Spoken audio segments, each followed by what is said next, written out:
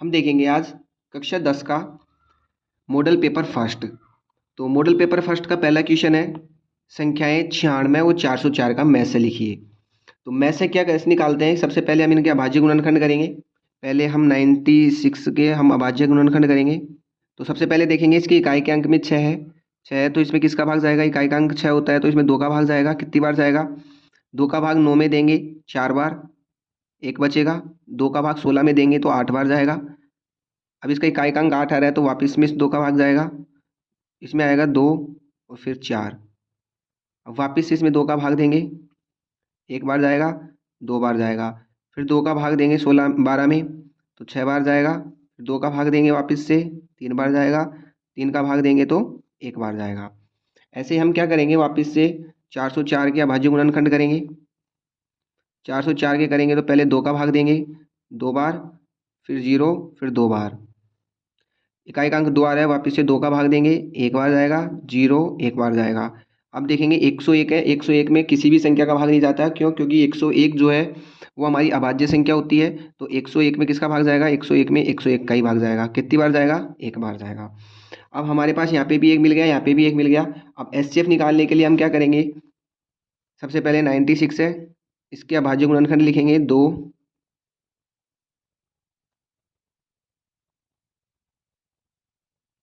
फिर क्या करेंगे, 404 के अभाज्य गुणनखंड लिखेंगे।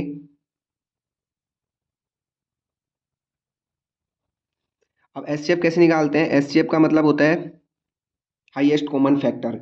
तो इसका उल्टा करते हैं तो मतलब कि इन संख्याओं में दोनों में जो भी कॉमन आ रहा है, जैसे इसमें से 2 कॉमन आ रहा है, इसमें भी 2 कॉमन आ रहा है, इसमें 2 कॉमन आ रहा है, इसमें भी 2 कॉमन आ रहा है।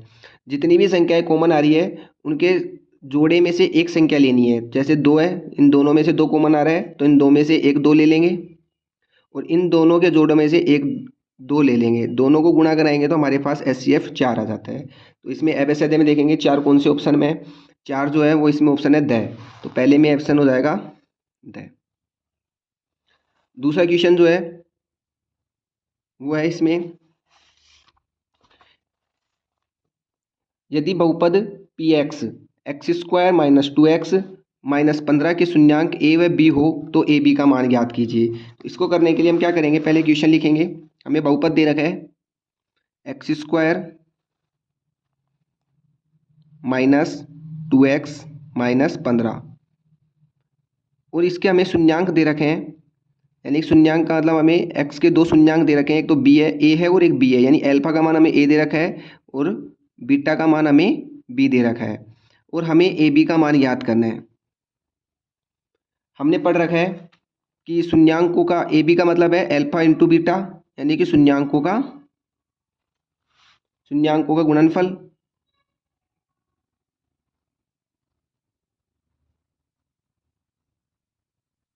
शून्यांकों का गुणनफल का जो फॉर्मूला होता है वो होता है अल्फा बीटा बराबर सी अपॉन ए।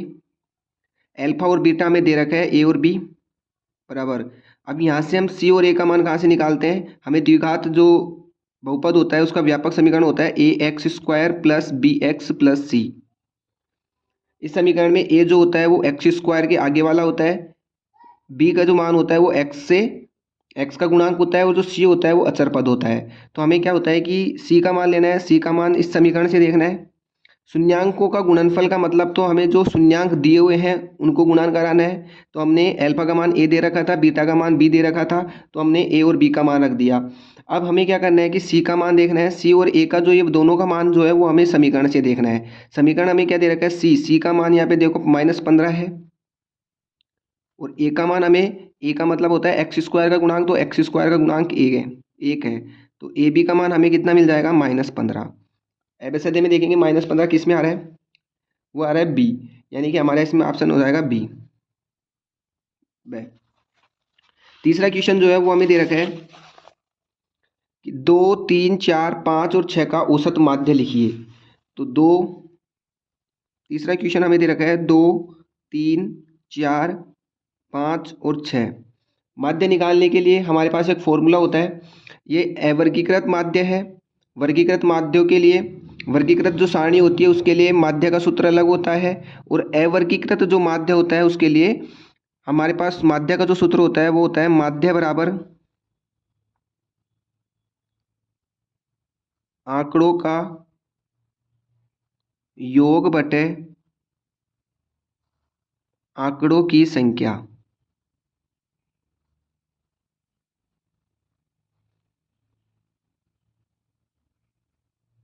तो हमें देखना है आंकड़ों का योग। हमें आंकड़े दिए हुए हैं, क्या क्या दिए हुए हैं, 2 प्लस 3 प्लस 4 प्लस 5 प्लस 6।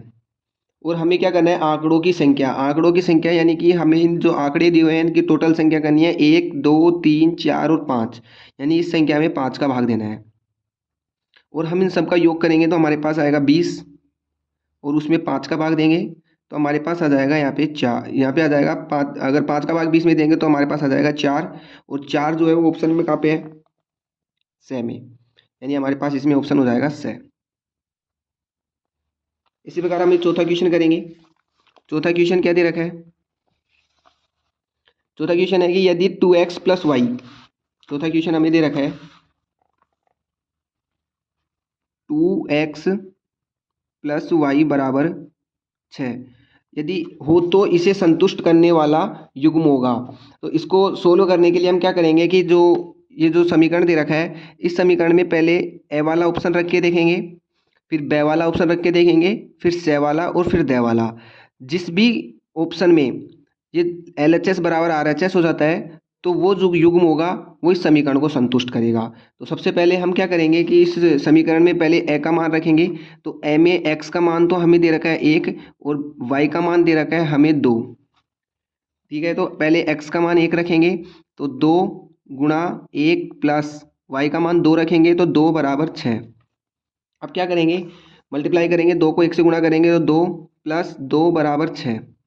तो 2 में 2 को जोड़ेंगे तो हमारे पास 4 होगा बराबर 6, यानी कि LHS बराबर RHS नहीं है। तो पहला ऑप्शन जो ए है वो तो हमारे पास होगा नहीं। दूसरा ऑप्शन जो दे रखा है वो हमें दे रखा है एक्स का मान 2 दे रखा है और वाई का मान 1 दे रखा है। तो हम क्या करेंगे, इस समीकरण में एक्स का मान 2 और वाई का मान 1 रखेंगे। तो 2 गुणा एक्स का मान 2 रखेंगे प्लस वाई का मान 1 रखेंगे बराबर 6। 2 को 2 से मल्टीप्लाई करेंगे 4 आएगा प्लस 1 बराबर 6। 4 में 1 जोड़ेंगे तो 5 बराबर 6 होगा। तो इसमें भी हमारे पास LHS और RHS बराबर नहीं आया, इसमें भी नहीं आया, यानी ए और बे ऑप्शन तो होंगे नहीं। अब हम से को चेक करेंगे तो जो सी ऑप्शन है उसमें दे रखा है एक्स का मान 2 और वाई का मान 2। तो सबसे पहले हम क्या करेंगे, एक्स का मान 2 और वाई का मान 2 दे रखा है तो इसको वापस समीकरण में रखेंगे। तो समीकरण हमें दे रखा है 2 गुणा एक्स का मान 2 प्लस वाई का मान 2 बराबर 6। तो 2 को 2 से मल्टीप्लाई करेंगे तो 4 आएगा प्लस 2 ऐसे के ऐसे इक्वल 6। 4 में 2 को जोड़ेंगे तो 6 बराबर 6, यानी कि हमें जो है जो से ऑप्शन है उसमें हमें LHS और RHS दोनों हमें बराबर मिलते हैं। अतः हम क्या बोल सकते हैं कि ये जो युग्म है वो इस समीकरण को क्या करेगा, संतुष्ट करेगा। तो हम देखेंगे कि जो से ऑप्शन है उसमें हमें 2 और 2 दे रखा है, तो इसका जो आंसर हो जाएगा वो क्या हो जाएगा, से।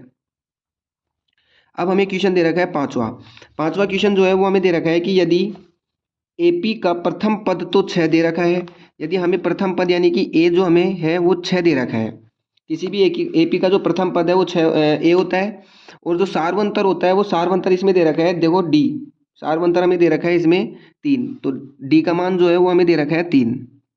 अब हमें बोल रहा है कि इसकी एक AP ज्ञात करो। तो AP ज्ञात करने के लिए हम क्या करते हैं, AP जो है वो हमारी बनती है, AP जो है A1 फिर A2 फिर A3, ऐसे डैश डैश करती हुई हमारे पास AN तक जाती है। तो सबसे पहले हमको A निकालना है, तो A तो हमें सबसे पहले दे रखा है, A का मान तो हमें क्वेश्चन में दे दिया है, उसका मान है 6, यानी प्रथम पद हमें 6 दे दिया। अब हमें क्या निकालना है, A2 निकालना है। तो A2 बराबर होता है A प्लस डी। तो A का मान हमें दे रखा है क्या है, 6, और D का मान हमें दे रखा है 3। दोनों को जोड़ेंगे तो हमारे पास हो जाएगा 6 और 3 हमारे पास हो जाएंगे 9। ऐसे ही हम क्या करेंगे, दूसरा पद जो है हमें तीसरा पद निकालने के लिए A3 बराबर हम करेंगे A प्लस 2D। कभी भी अगर पहला पद निकालते हैं उसका मान होता है A, अगर दूसरा पद निकालना है उसका मतलब होता है A प्लस डी, और अगर तीसरा पद निकालना होता है उसका मतलब होता है A प्लस 2D। यानी कि जो यहाँ पे n का मान दो रखा है उससे 1 कम करके और d से मल्टीप्लाई करा देते हैं। a का मान हमें दे रखा है यहाँ पे 6 प्लस 2 इंटू डी का मान हमें दे रखा है 3। तो 6 प्लस 3 को 2 से गुना करेंगे तो 6 बराबर 12। तो अब हमें 3 पद मिल गए, तीनों पदों को यहाँ पे रखेंगे। a का ए का मान है 6, A2 का मान है 9 और A3 का मान है 12। ऐसे डैश करते करते जाएंगे तो ये देखेंगे, हम मिलाएंगे अब एवरेज में ये कौन सा ऑप्शन आ रहा है। देखो पहला ऑप्शन दे रखा है 6 9 12 फिर 15। दूसरा दे रखा है -6 -9 -12 -15। से दे रखा है 3 6 9 और दे रखा है -4 -6 और -9। तो हम देखेंगे कि इसमें हमें आ रहा है 6 9 12। तो 6 9 12 हमें केवल ए ऑप्शन में मिल रहा है, तो इसका आंसर हो जाएगा ए ऑप्शन। इसी प्रकार हम छठा क्वेश्चन करेंगे।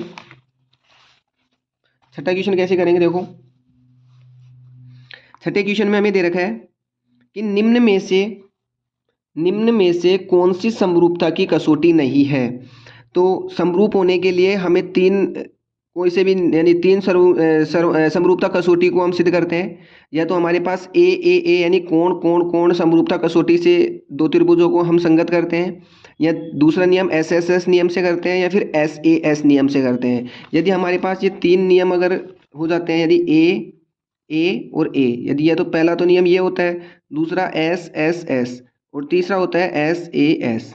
यदि हमें इन तीन जो समरूपता कसौटी है, इन तीन से हम क्या करते हैं कि जो त्रिभुज होता है उसको सर्वांग सम या समरूप जो है वो सिद्ध कर देते हैं। अब हमको क्या करना है, लेकिन इसमें दे रखा है कि कौन सी समरूपता की कसौटी नहीं है। तो इसमें पहला ऑप्शन दे रखा है कोण कोण कोण। तो पहली तो होगी, क्यों? क्योंकि ए कोण कोण कोण का मतलब होता है ए एंगल एंगल एंगल। दूसरा दे रखा है भुजा कोण भुजा, यानी एस यानी कि कोण भुजा भुजा यानी एस। तो एस का नियम भी हमें मिलना चाहिए, ये दे रखा है। तीसरा दे रखा है भुजा भुजा भुजा यानी एस। तो एस नियम भी हमें मिलना चाहिए।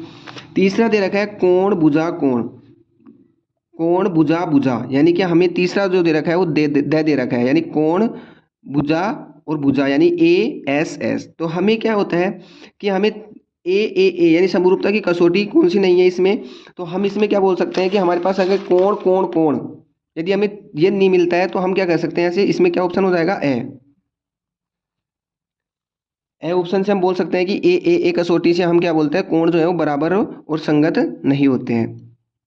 अब हम क्या करेंगे, अगला देखेंगे। इसमें ए ऑप्शन हो जाएगा। सातवां जो है वो है, हमें बिंदु दे रखे हैं ए बिंदु दे रखा है हमें 4 0 और बी बिंदु दे रखा है हमें 0 4। और इसमें बोल रहा है कि हमें ए बी का मध्य बिंदु होगा। तो हमें इस ए और बी का जो है वो मध्य बिंदु निकालनी है। मध्य बिंदु जो होता है वो होता है सी। कभी भी पहला वाला ब्रैकेट जो दे रखा है इसमें हम x1 y1 मानते हैं, दूसरे वाले ब्रैकेट में जो है वो x2 और y2 मानते हैं। सबसे पहले हमको क्या निकालना है, मध्य बिंदु निकालना है। तो मध्य बिंदु निकालने के लिए हमारे पास एक फॉर्मूला होता है, x बराबर होता है x1 प्लस y1/2 और y बराबर होता है y1 x1 प्लस x2/2 होता है। y बराबर होता है y1 प्लस y2/2। तो x बराबर हमारे पास x1 का मान दे रखा है 4 प्लस x2 का मान हमें दे रखा है 0/2 और y का मान हमें y1 का मान दे रखा है 0 प्लस y2 का मान हमें दे रखा है 4/2। तो यहाँ से x का मान हमें हो जाएगा 4/2 और y का मान हमें मिलेगा 4/2 और इसको 4 में 2 का भाग देंगे 2 आएगा। यहाँ पे y का मान में 2 का भाग 4 में देंगे, 4 में 2 का भाग देंगे तो हमें 2 आएगा। तो हमें यहाँ पे क्या मिल सकता है कि x और y का मान क्या मिल गया, 2 और 2। तो यहाँ से हमें देखेंगे कि कौन से ऑप्शन में 2 और 2 मिल रहा है। तो वो मिल रहा है हमें क्वेश्चन नंबर 6 में, यानी 2 और 2। तो इसका आंसर हो जाएगा 6। अब हमें करना है क्वेश्चन नंबर 8वां। क्वेश्चन नंबर 8 जो है उसमें हमें दे रखा है कि त्रिभुज ए बी सी में बी समकोण है। हम क्या करेंगे, सबसे पहले इसको बना लेंगे। एक त्रिभुज ए बी सी बनाएंगे। एक त्रिभुज ए बी सी बनाने के लिए हम क्या करेंगे, समकोण त्रिभुज बनाएंगे ए बी और सी, जिसमें बोल रहा है कि जो बी है वो हमारे पास समकोण है। और बी समकोण लेने के लिए बी समकोण ये ले लिया हमने। अगर बी ये ले लिया तो इसको ए नाम दे देंगे और इसको सी नाम दे देंगे, ठीक है। तो अब यहाँ पे बोल रहा है कि जो कोस ए है, यानी कि कोस ए बराबर हमें दे रखा है 3/5। हमें पता है लाल बटे कक्का से हमने पढ़ रखा है, लाल बटे कक्का से हमें कोस का मान देखना है। कोस का मान होता है आधार बटे कर्ण, यानी ये हमें आधार का मान दे रखा है और ये हमें कर्ण का मान दे रखा है। तो अब हम क्या करेंगे, यहाँ से आधार बटे कर्ण दे दिया। अब कोस ए, अगर ए को हम न्यून कोण माने, यहाँ पे हमें जो भी यहाँ पे थीटा का मान, हमें जो भी हमें न्यून कोण दे रखा है, ए हमें न्यून कोण दे रखा है, तो इसके जस्ट सामने वाली जो भुजा होगी वो तो हमारे पास क्या होगी, लंब होगी। और न्यून कोण यानी जो समकोण और न्यून कोण जो टच होते हैं दोनों से, ये वाली रेखा हमारे पास आधार हो जाती है और ये वाली रेखा जो है वो कर्ण हो जाती है। तो हमें देखना है कि कोस ए के हिसाब से, यानी ए को न्यून कोण मानते हुए हमारे पास जो आधार होगा वो तो ए बी होगा, तो इसको तो बोल देंगे 3। और कर्ण जो होगा वो ए सी होगा, तो इसको बोल देंगे 5। अब हम क्या करेंगे, बी सी निकालेंगे। और इसमें दे रखा है कि साइन ए का मान होगा। साइन ए का मतलब होता है, साइन ए बराबर होता है लंब बटे कर्ण। तो लंब बटे कर्ण निकालने के लिए हमारे पास ए को न्यून कोण मानते हुए, ए को न्यून कोण मानेंगे तो लंब का मान बी सी होगा और कर्ण का मान ए सी होगा। यानी हमें बी सी बटे ए सी का मान हमें निकालना है। तो ए सी का मान तो हमें दिया हुआ है, लेकिन हमें क्या नहीं दिया हुआ, बी सी का मान हमें नहीं दिया हुआ। तो बी सी का मान निकालने के लिए क्या करेंगे, इसमें पाइथागोरस प्रमेय लगाएंगे।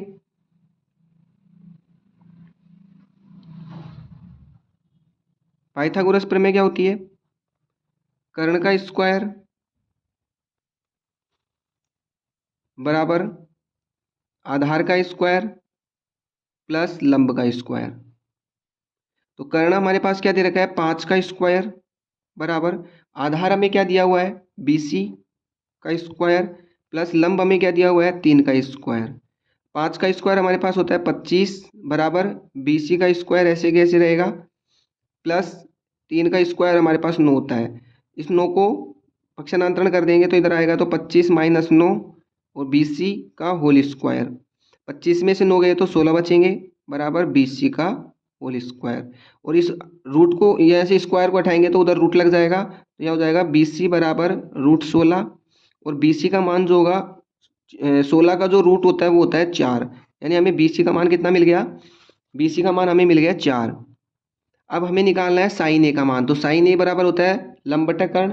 तो लंब का मान हमें मिल गया बी सी का मान तो हमें मिल गया 4 और ए सी का मान क्या मिल गया हमें अभी 5। तो 4/5 देखेंगे इसमें कौन से ऑप्शन में आ रहा है।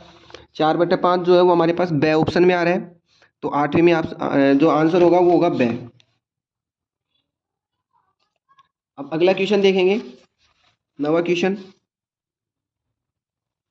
नवा क्वेश्चन जो है वो है कि किसी मीनार की छाया उसकी ऊंचाई के बराबर हो तो सूर्य का उन्नयन कोण होगा। हमें क्या करना है कि नवी एक्सरसाइज का क्वेश्चन है, जिसमें है कि एक मीनार है, हमने एक मीनार बना दी, और ये मीनार के नीचे वाली छाया हो गई। इस वाले भाग, इस वाले पॉइंट को इस वाले पॉइंट से मिला देंगे तो हम क्या बोलेंगे कि इसको बी बोल देंगे समकोण, इसको ए, इसको सी, हमारी इच्छा से कुछ भी मान लेंगे। अब इसमें बोल रहा है कि हमारे पास एक मीनार है, मीनार की छाया, तो मीनार की ये ऊंचाई है, तो ऊंचाई के जस्ट सामने यानी नीचे की साइड ये वाली छाया बनेगी। अगर ये छाया बनेगी, इसमें बोल रहा है कि जो इसकी छाया है वो उसकी ऊंचाई के बराबर हो जाती है। तो हमें इसमें ऊंचाई भी हमें नहीं पता और इसकी छाया भी हमें नहीं पता, तो जो हमें नहीं पता उसको क्या मान लेंगे, एक्स मान लेंगे। तो इसकी ऊंचाई को अगर मान लो एच मान लो या एक्स मान लो, कुछ भी मान लो, हमने एच मान ली, ऊंचाई को एच मान लिया, तो इसकी जो ऊंचाई है वो उसकी छाया के बराबर हो जाती है। तो छाया के बराबर हो जाएगी, तो छाया को हमने क्या मान ली, अगर ऊंचाई एच मानी तो उसके बराबर होगी, तो छाया भी क्या हो जाएगी, एच हो जाएगी। अब हमें क्या करना है, इसमें बोल रहा है कि सूर्य का उन्नयन कोण ज्ञात करो, यानी हमें क्या ज्ञात करना है, ये वाला थीटा ज्ञात करना है। तो इसका क्या करेंगे, हमें देखना है कि जो दो भुजाएं दे के रख, मतलब इस वाले क्वेश्चन में हम क्या करते हैं कि एक भुजा हमें दे के रखता है, दूसरी भुजा निकालते हैं। तो पहले इसमें क्या दे रखा है, हमें दोनों भुजाएं दे रखी है, और कभी भी अगर हमें थीटा निकालना होगा तो हमें दो भुजाएं दे के रखेगा, ये वाली भुजा दे के रखेगा और ये वाली भुजा दे के रखेगा, कोई सी भी दे देगा, या तो ये वाली दे देगा या ये वाली दे देगा। तो दो भुजाएं हमें कौन कौन सी दे रखी है, एक तो लंब दे रखी है और एक आधार दे रखा है।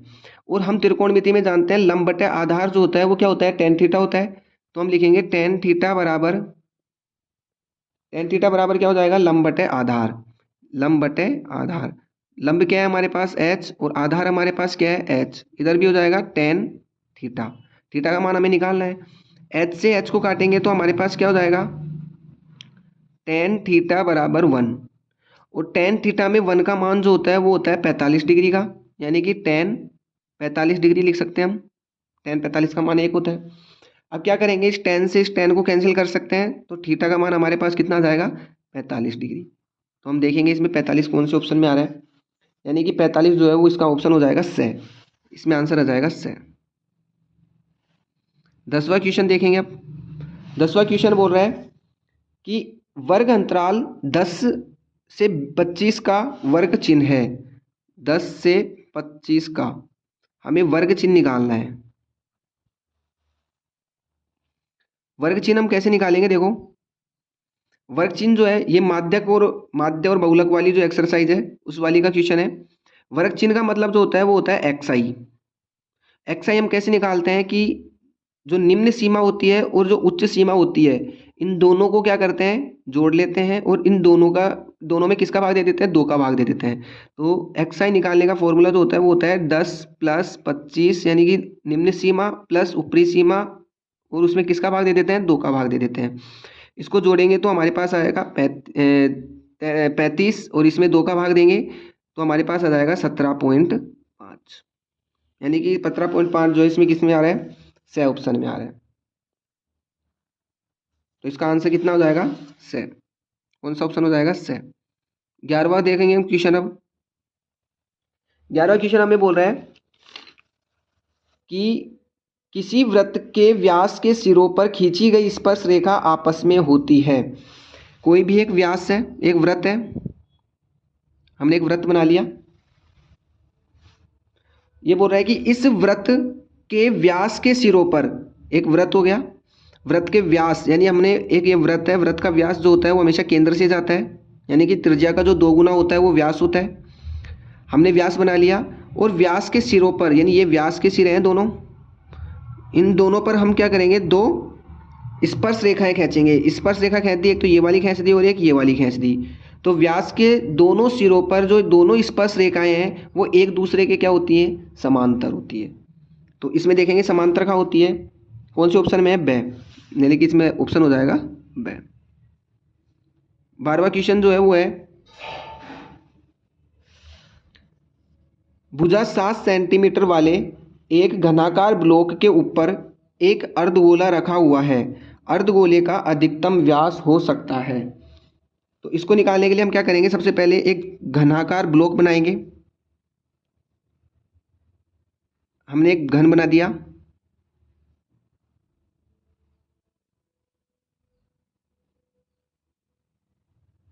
ये हमने घन बना दिया। अब इसमें बोल रहा है कि इस घन की जो एक भुजा है वो कितनी है, 7 सेंटीमीटर है। अगर ये भुजा 7 सेंटीमीटर दे रखी है, एक भुजा, तो घन की सभी भुजाओं का मान जो होता है वो सब भी सेम होती है, यानी ये भी 7 सेंटीमीटर होगी, यानी कि ये सारी जो भुजाएं होंगी वो 7-7 सेंटीमीटर की होंगी। अब आगे बोल रहा है कि इसके ऊपर एक अर्धगोला हमने रख दिया, ये हमने एक अर्धगोला रख दिया ऐसे। अब बोल रहा है कि इस अर्धगोले का व्यास ज्ञात करो, यानी ये वाला हमें व्यास ज्ञात करना है। तो कभी भी अगर किसी भी घन जो होता है वो एक डिब्बे का यानी आकार का होता है, तो उसके ऊपर हमें कटोरी रखनी है। तो वो जो कटोरी है वो उस डिब्बे के ऊपर तभी रखेगी, रखाक में आएगी, जब वो कटोरी का जो व्यास है वो घन की भुजा के बराबर होगा। तो घन की भुजा यहाँ पे 7 दे रखी है, तो इसके ऊपर अर्ध जो गोला है वो तभी रखाक में आएगा जब उसका जो व्यास होगा वो उसकी भुजा के बराबर होगा। तो इसकी भुजा कितनी दे रखी है, 7, तो इसका व्यास भी कितना होगा, 7। तो इसमें देखेंगे 7 कहाँ पे दे रखा है, 7 दे रखा है ए ऑप्शन में, तो इसका जो व्यास होगा वो 7 होगा और इसका ऑप्शन होगा ए। ऐसे ही हम क्या करेंगे, 13वां क्वेश्चन करेंगे। और 13वां क्वेश्चन जो है वो हमें क्या दे रखा है, 13वां क्वेश्चन दे रखा है कि एक वृत्त के प्रत्येक चतुर्थांश के कोण का मान होता है। तो एक वृत्त है, एक वृत्त ले लेंगे हम, वृत्त लिया, तो वृत्त के चतुर्थांश का मतलब होता है 4 भागों में बांटना। इस वृत्त को हमने कितने भागों में बांट दिया, 4 भागों में बांट दिया। अब हमें क्या करना है कि इसमें बोल रहा है कि चतुर्थांश के कोण का मान बताइए। 4 भागों में बांट दिया तो इस एक वो चतुर्थांश का मान, कोण का मान बताना है। तो एक वृत्त का संपूर्ण कोण कितना होता है, वृत्त का संपूर्ण जो कोण होता है वो कितना होता है, 360 डिग्री। अब हमें दे रखा है कि इसमें वृत्त का एक चतुर्थांश यानी वृत्त के चतुर्थांश यानी एक भाग का, तो एक भाग का निकालने के लिए क्या करेंगे, इसमें भाग कितने हो गए अब, 1 2 3 4, तो इस 360 में किसका भाग दे देंगे, 4 का भाग दे देंगे, तो हमारे पास कितना आ जाएगा 90 डिग्री। यानी कि 4 का भाग क्यों दिया हमने, क्योंकि 4 भागों से ये वृत्त है, इसको 4 भागों में विभाजित कर दिया और हमें एक भाग का क्या चाहिए, कोण चाहिए, तो 4 का भाग 360 में संपूर्ण में 4 का भाग दे देंगे तो हमें क्या मिल जाएगा, एक भाग का कोण मिल जाएगा। तो इसका जो 4 भाग है इसमें से एक जो वृत्त का जो चतुर्थांश होता है उसका मान कितना, कोण का मान कितना होता है, 60 डिग्री होता है। अब हमें क्या करें है, अगला वाला क्वेश्चन देखेंगे। अगला क्वेश्चन जो दे रखा है वो दे रखा है, इसमें देखेंगे 90 डिग्री का प्यारा द, यानी इसका ऑप्शन कितना हो जाएगा, द हो जाएगा। अब हमें अगला दे रखा है कि एक पासे को उछालने पर 6 से बड़ा अंक आने की प्रायिकता। इसको करेंगे, एक पासा है, एक पासे के कुल परिणाम कितने होते हैं, कुल परिणाम होते हैं 6, और हमें बोल रहा है कि 6 से बड़ा अंक आने की, तो एक पासे में 6 से बड़ा अंक कोई होता ही नहीं है, क्योंकि पासे में जो है वो 1 से लेके और 6 तक अंक होते हैं, 6 से बड़ा कोई नहीं होता। तो इसका जो प्रायिकता का जो फॉर्मूला होता है वो होता है, प्रायिकता बराबर होती है अनुकूल परिणाम अपॉन कुल परिणाम। तो सबसे पहले हम क्या करेंगे, अनुकूल परिणाम, हमारे पास 6 से बड़ी कोई भी संख्या नहीं होती तो अनुकूल परिणाम तो हो जाएंगे 0, और कुल परिणाम कितने दे रखे हैं 6, और अगर 0 में 6 का भाग देंगे तो 0 होगा। देखेंगे 0 किस में आएगा, इसमें 0 आ रहा है ए ऑप्शन में, तो इसका आंसर हो जाएगा ए। अब हमें अगला क्वेश्चन दे रखा है, इसमें समांतर श्रेणी -3 -1/2 और 2 का 11वां पद ज्ञात कीजिए। हमें दे रखा है एक समांतर श्रेणी दे रखी है जिसका प्रथम पद दे रखा है हमें -3। अगर इसका डी निकाले तो होता है a2 - a1। a2 का मान दे रखा है -1/2 और a1 का मान दे रखा है, पहले माइनस का चिन्ह ऐसे कैसे लगाएंगे, और a1 का मान दे रखा है हमें -3, तो हमें मिलेगा -1/2, माइनस माइनस प्लस हो जाएंगे और 3 हो जाएंगे। इसके नीचे 1 लगा देंगे और क्या कर लेंगे, यहाँ से एलसीएम ले लेंगे। एलसीएम हमारे पास 2 होगा, 2 का भाग 2 में देंगे, 1 बार जाएगा, 1 को -1 से गुणा कराएंगे तो -1 आएगा, प्लस 1 का भाग 2 में देंगे, 2 बार जाएगा, 3 को 2 से गुणा कराएंगे तो 6, यानी कि -5/2। 6 में से गए तो प्लस का 5, सॉरी प्लस की संख्या बड़ी है तो प्लस का 5/6 होगा। अब हमें डी मिल गया, ए मिल गया। अब बोल रहा है इसमें 11वां पद ज्ञात करने के लिए, तो A11 का जो फॉर्मूला होता है वो क्या होता है हमारे पास, a + 10d। तो यहाँ पे रखेंगे a का मान कितना है -3 प्लस 10 गुणा d का मान दे रखा है 5/2, और यहाँ से करेंगे तो -3 प्लस 10 को 5 से करेंगे तो 50/2, तो यहाँ हो जाएगा -3 प्लस 2 का भाग 50 में देंगे तो 25 बार जाएगा, और 25 में से अगर 3 को घटाएंगे तो हमें मिलेगा 22। तो अब देखेंगे इसमें 22 कौन से ऑप्शन में आ रहा है, 22 आ रहा है ए ऑप्शन में, तो इसका ऑप्शन हो जाएगा ए। इसी प्रकार हम क्वेश्चन नंबर 2 का जो है वो रिक्त स्थान करेंगे। पहला रिक्त स्थान हमें दे रखा है, एक एपी दे रखी है हमें 3, 1 -1 और -3 का प्रथम पद एवं सार अंतर क्या होगा। तो एक एपी हमें दे रखी है 3, 1 -1 -3, तो इसका प्रथम पद जो होता है वो क्या होता है, पहला पद ये होता है, यानी ए तो हमें पहला पद तो मिल गया 3। सारवंतर कैसे निकालते हैं, डी बराबर निकालते हैं हम a2 - a1। a1 ये होता है, a2 ये होता है, a3 ये और a4 ये, ऐसे डैश करते हुए एपी चलती है। तो क्या करेंगे, a2 हमें दे रखा है 1, तो यहाँ पे a2 की जगह 1 रखेंगे।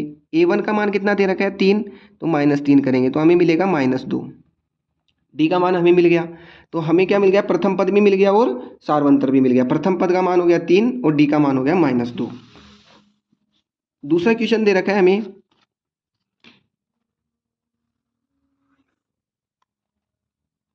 दूसरा क्वेश्चन दे रखा है हमें, cos square 60 degree plus sine square 60 degree का हल होगा।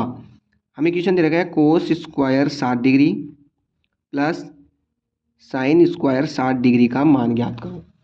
तो इसको निकालने के लिए हम क्या करेंगे, पहले कोस 60 का मान देखेंगे और साइन 60 का मान देखेंगे। पहले कोस 60 का मान निकाल के उसका स्क्वायर कर देंगे, यहाँ पे क्या करेंगे साइन 60 का मान निकाल के उसका स्क्वायर कर देंगे। तो कोस जो 60 है इसका मान जो है वो हमारे पास क्या होता है, देखो इसमें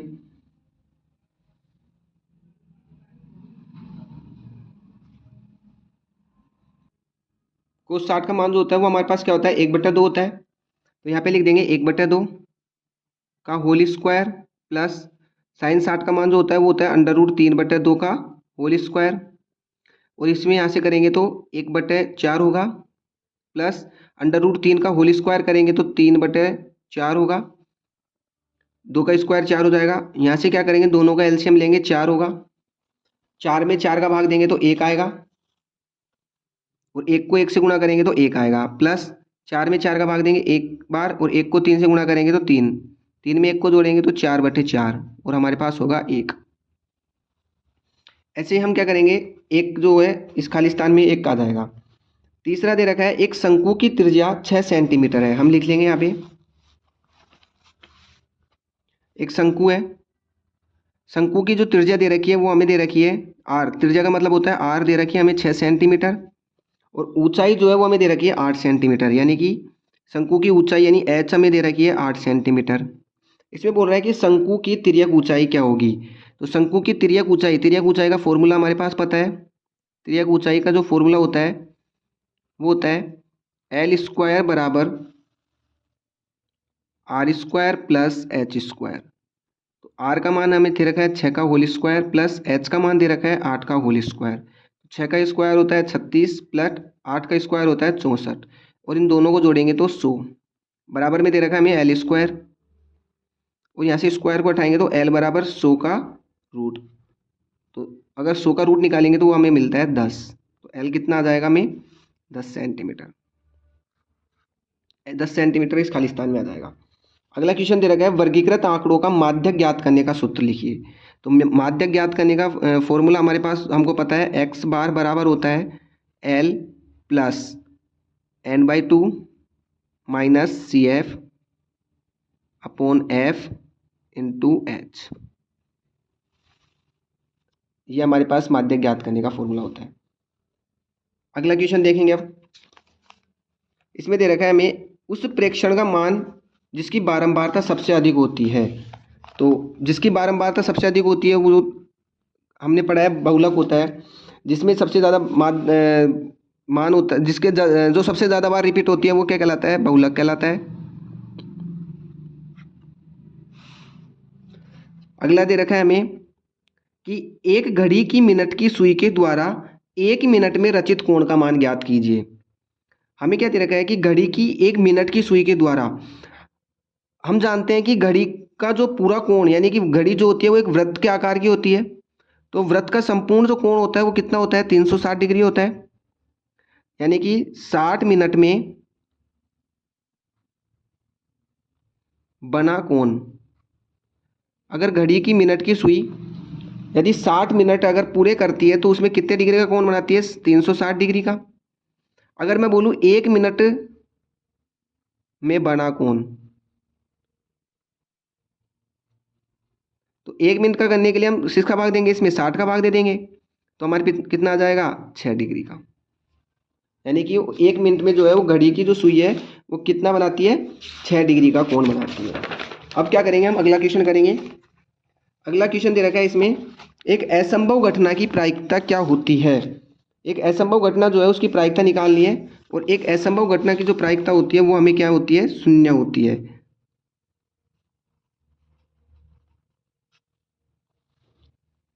असंभव घटना को अनिश्चित घटना भी बोलते हैं। निश्चित घटना की प्रायिकता 1 होती है, और अनिश्चित या असंभव घटना जो होती है उसकी प्रायिकता 0 होती है। इस प्रकार हमने 2 क्वेश्चन कंप्लीट कर लिए। तीसरा क्वेश्चन जो है वो अगले वीडियो में देखेंगे।